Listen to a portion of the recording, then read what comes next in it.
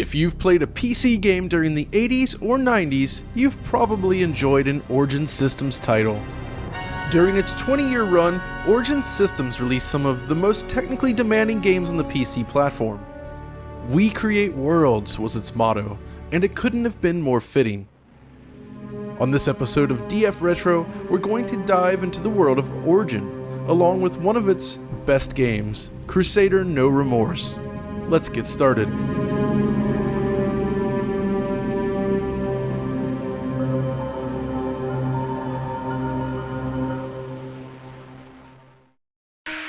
From Ultima and Wing Commander to published games like System Shock and Shadowcaster, Origin Systems served as the catalyst from which many a career would blossom. While Origin released a large number of games in the 80s, it was the early 90s where we saw the limits of PC technology being pushed on a regular basis. Chris Roberts was at the center of many of these games, of course. Titles like Wing Commander 2 in 1991. With the speech pack installed, the introduction alone probably sold thousands of Sound Blaster cards. Kazra, what is happening on Gorakar? The rebels have taken the planet, my lord. How can these scum turn against their rightful lord? The cinematic approach to storytelling was simply unheard of in this era, especially with full voiceovers. Of course, the game itself was a memorable space combat game, which again, for 1991 was simply incredible looking. Then just 2 years later in 1993, we had Strike Commander, which once again pushed the cinematic envelope even further with another fully voiced introduction with even more impressive animation. Damn it! You take him out or I will! Back off, I've almost got tone.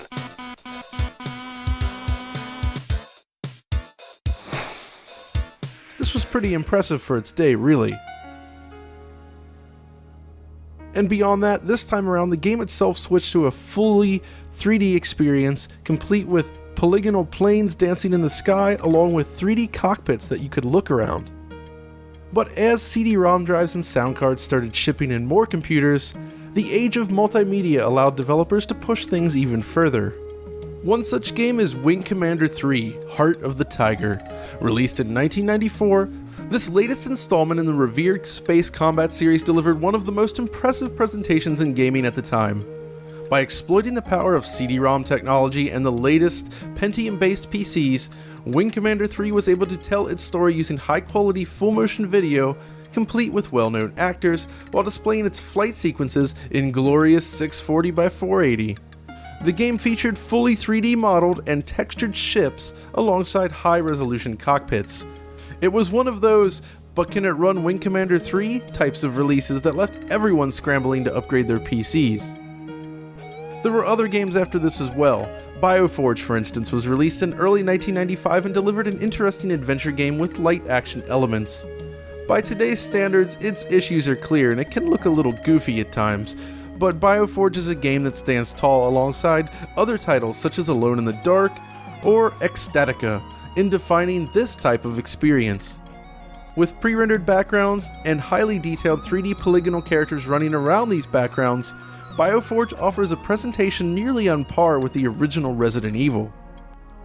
Not long after this then, Origin unleashed Cybermage Darklight Awakening, designed by David W. Bradley, one of the key creators behind such games as Falcon 4.0, various wizardry titles, and the Temple of Elemental Evil.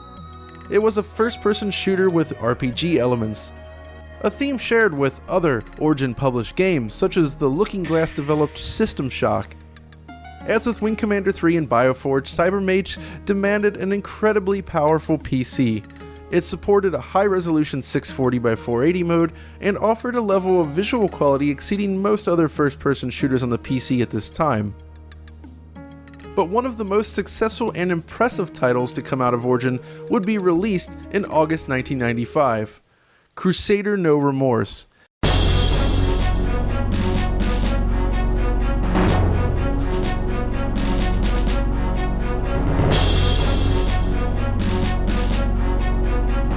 And it blew the doors off what we expected out of action games on the PC.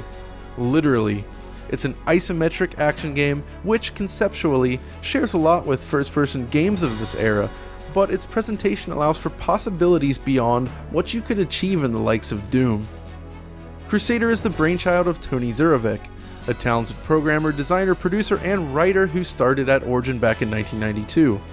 Tony first played a role in the development of Ultima 7, but Crusader would be his first original game. Now, looking at it from today's perspective, you might be wondering what it is about this game that makes it so impressive, but if you consider its release date, there are a number of interesting things here to discuss. First and foremost, we have the Super VGA graphics. Most action games on the PC from this era targeted lower resolutions such as 320 by 200. A few super high-end titles such as MechWarrior 2 pushed the limits of this, of course, but for all intents and purposes the PC was still rooted in low-resolution graphics. Crusader No Remorse featured very detailed 640 by 480 backgrounds to explore, a style later adopted by Blizzard's Diablo, a game that would be released more than a year after Crusader.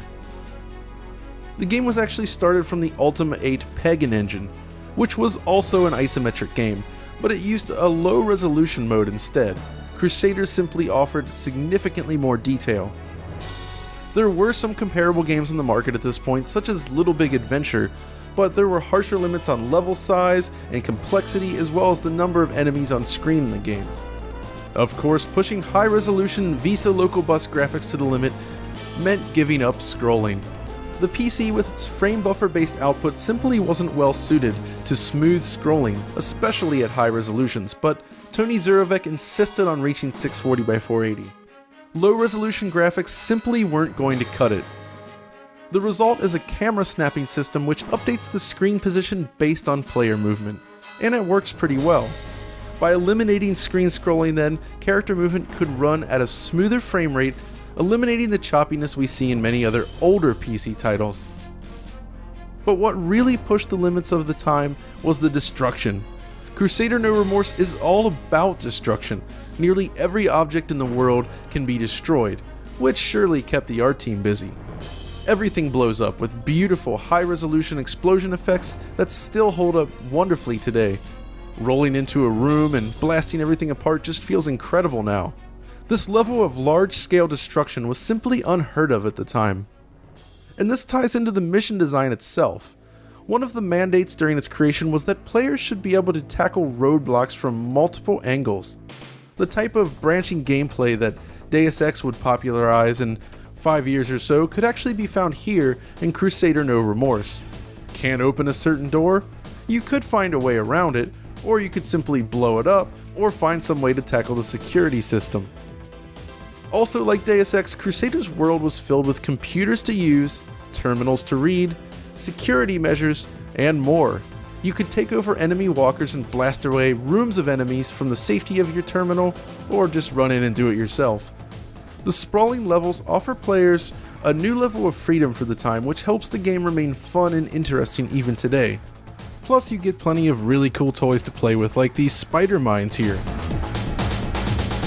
Crusader also takes advantage of CD-ROM technology to drive its plot forward with a large selection of delightfully cheesy full-motion video sequences. They work brilliantly within the game, and again were still pretty impressive back in the day. It certainly adds a lot of character to the experience. I mean, just look at the way this guy's chomping on that cigar. Another key element in the presentation is the audio. Tony Zurovec was brought up in the Amiga scene and always had a distaste for the typical FM synthesis you would get on most PC games at the time.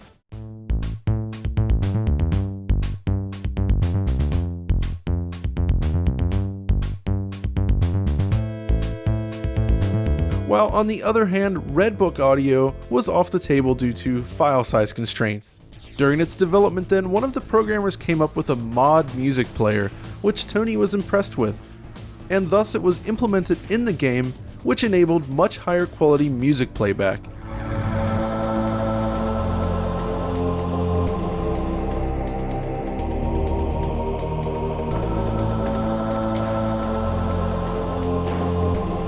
Most of this remarkable soundtrack was composed by Andrew Sega, who would later contribute to many other games including Unreal and Unreal Tournament. All told, Crusader No Remorse was created in less than 18 months and was one of the most successful titles Origin had released to date. It should come as no surprise then that EA approached Origin to create a sequel, as quickly as possible. And thus, 1 year after its release, Crusader No Regret hit the market.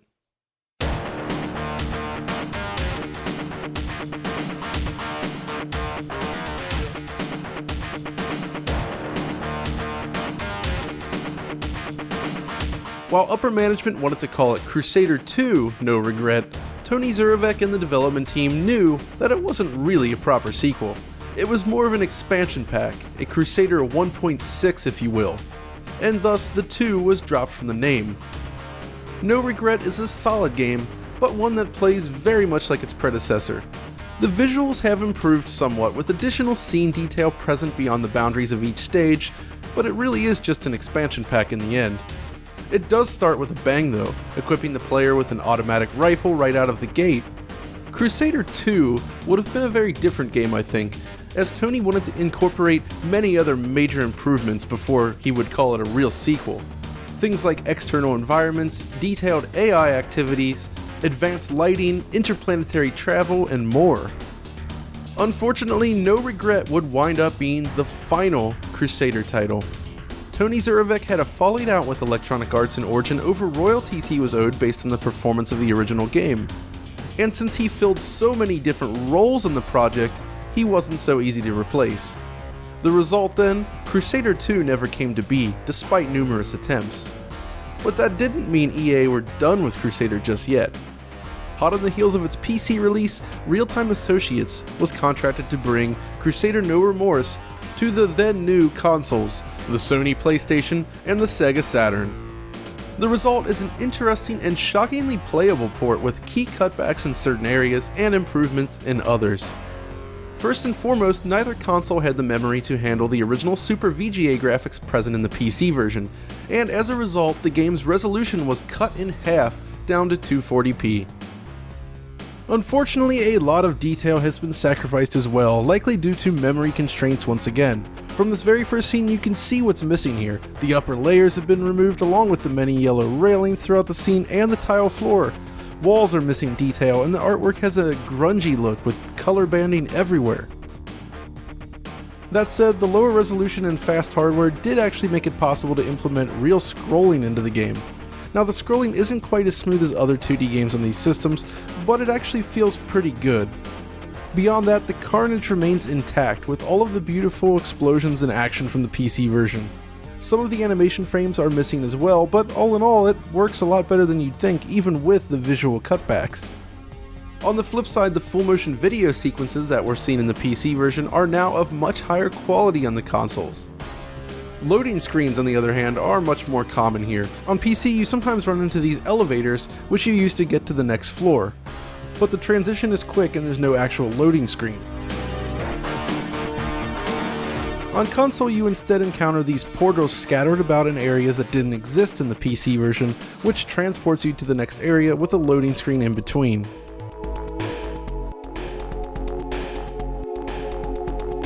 This can also impact how you meet up with certain characters, like here on the PC. You wander into this room and you meet up with this fellow, which triggers a full motion video sequence, right? Well, on consoles, this actually happens immediately following a load screen and feels less natural, I think. Being that the art is two-dimensional then, the Saturn and the PlayStation versions do actually appear basically identical. The only real difference here stems from the system's RGB output.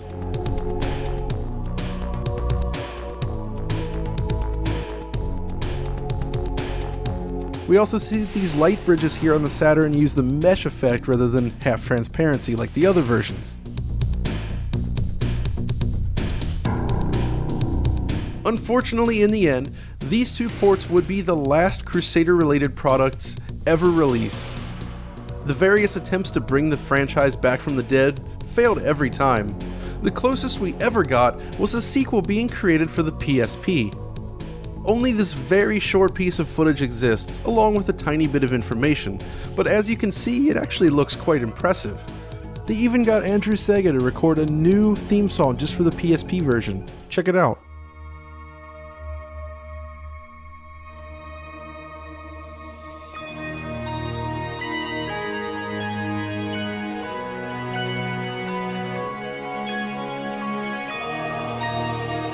It really is a shame this never came to pass, even if it might not have lived up to the original.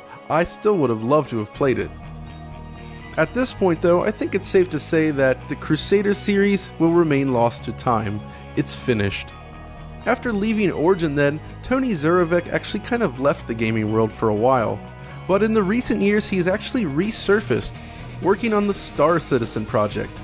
Now say what you will about its troubled development, but it is fascinating to see so many ex-Origin people working on the game now. It really feels like a return to the good old days of the Origin systems, with ambitions running high and the schedules running out of control. I hope that one day, Star Citizen will actually see the light of day and provide a little Origin Systems magic in a modern time. Well, that's about it for now then. I hope you enjoyed this look back at Crusader. I know it's more of an obscure title for many people, but I really enjoy revisiting games like this. You know, the titles that really haven't been explored in depth by the internet at large. And beyond that, it's a really great game and one I really enjoyed when I was younger, and still enjoy today. With that all said though, we've come to the end of yet another episode. If you enjoyed this more obscure DF Retro experience, be sure to like, subscribe, and follow me on Twitter. And until next time, stay retro! Late next week, I'll be heading out on holiday, and thus, the DF Retro schedule will be interrupted temporarily. In the meantime, be sure to keep those suggestions coming, as I do take them into account and I love talking about them.